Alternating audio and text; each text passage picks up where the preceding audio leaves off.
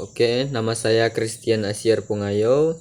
Saya akan menjelaskan tentang kalimat efektif. Apa itu yang dimaksud dengan kalimat efektif? Kalimat efektif adalah kalimat yang dapat mengungkapkan gagasan penutur atau penulis secara tepat sehingga dapat dipahami oleh pembaca atau pendengar secara tepat pula. Dalam menulis kalimat efektif itu terdapat 6 syarat. Yang pertama, syaratnya itu adalah kesatuan. Yang kedua, kepaduan. Yang ketiga adalah keparalelan. Yang keempat adalah ketepatan. Yang kelima, kehematan. Yang keenam, kelogisan. Jadi terdapat 6 syarat. Mari kita bahas tentang apa saja yang syarat-syaratnya ini. Yang pertama, kesatuan. Apa yang dimaksud dengan kesatuan? Kesatuan itu adalah di dalam suatu kalimat itu hanya ada satu ide pokok. Contoh kalimat yang tidak jelas kesatuan gagasannya adalah pembangunan gedung sekolah baru, pihak yayasan dibantu oleh bank yang memberikan kredit. Ini tidak terdapat kesatuan karena terdapat subjek ganda dalam kalimat tunggal. Dan kalimat yang benar adalah pihak yayasan dibantu oleh bank yang membantu kredit untuk membangun sekolah baru. Yang kedua adalah syaratnya kepaduan. Apa itu yang dimaksud dengan kepaduan? Kepaduan adalah yang dimaksud ini adalah terjadinya hubungan yang padu antara unsur-unsur pembentuk kalimat. Sebagai contohnya adalah kepada setiap pengemudi mobil harus memiliki surat izin mengemudi. Subjek ini tidak jelas.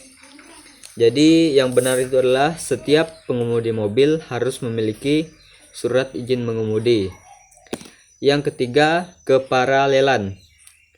Keparalelan atau kesejajaran adalah terdapatnya unsur-unsur yang sama derajatnya, sama polanya atau susunan kata dan frasa yang dipakai dalam kalimat.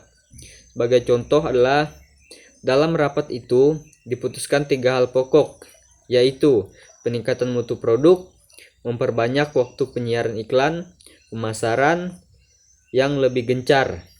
Yang benar itu adalah dalam rapat itu diputuskan 3 hal pokok, yaitu meningkatkan mutu produk, meningkatkan frekuensi waktu penyiaran iklan, dan menggencarkan pemasaran.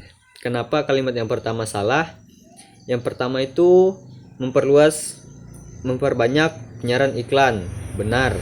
Ini ME, diawali dengan ME. Yang kedua itu pemasaran, jadi dia tidak paralel. Dia harusnya memperbanyak waktu penyiaran iklan, dia harusnya juga memasarkan sama-sama. Jadi dia sama derajatnya. Yang keempat itu ketepatan. Apa yang dimaksud dengan ketepatan ini adalah kesesuaian atau kecocokan pemakaian unsur-unsur yang membangun satu kalimat sehingga terbentuk pengertian yang bulat dan pasti. Contohnya adalah karyawan teladan itu memang tekun bekerja dari pagi sehingga petang. Kalimat ini salah. Kenapa? Karena dia memakai kata sehingga.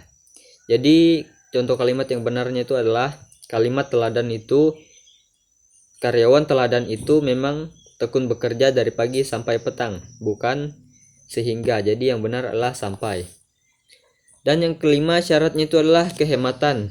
Apa yang dimaksud dengan kehematan ini adalah upaya untuk menghindari kata-kata yang tidak perlu. Jadi ada kata-kata yang tidak perlu itu sebaiknya dihilangkan. Contohnya itu adalah saya melihatnya dengan mata kepala saya sendiri. Mahasiswa itu belajar seharian dari pagi sampai petang. Jadi di sini yang dihilangkan itu adalah menjadi begini. Saya melihat sendiri mahasiswa itu belajar seharian. Jadi tidak perlu dia menjelaskan lagi dari pagi hingga petang. Kata seharian itu sudah menjelaskan bahwa dia bekerja dari pagi sampai petang. Jadi kata dari pagi sampai petang itu bisa dihilangkan. Dan yang syarat terakhir itu adalah kelogisan. Apa yang dimaksud dengan kelogisan di sini adalah terdapatnya arti kalimat yang logis atau masuk akal. Logis dalam hal ini juga menuntut adanya pola pikir yang sistematis. Jadi contohnya ini sebagai berikut. Kepada Bapak Rektor kami persilahkan. Dan yang kedua, dengan mengucapkan syukur kepada Tuhan, makalah ini dapat diselesaikan tepat pada waktunya.